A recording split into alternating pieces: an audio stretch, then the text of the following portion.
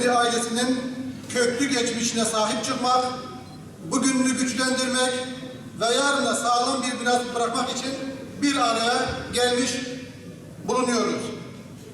Bu adım birlik ve beraberliğimizin, kardeşliğimizin bir nişanesi olacaktır.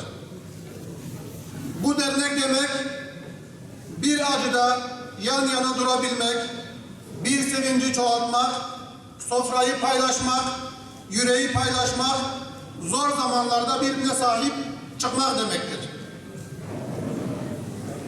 Biz geçmişten günümüze uzanan onurlu insanların mirasçılarıyız. Bizler birlikte güçlü olacağız, birlikte diri olacağız ve hep birlikte beraber büyüyeceğiz inşallah. Bugün açtığımız bu dernek işte bu birlik ruhunun bir somut yansımasıdır. Büyüklerimiz bizlere yalnızca bir soy bırakmadı. Onlar bizlere dürüstlüğü, mertliği, dayanışmayı ve merhameti bıraktı.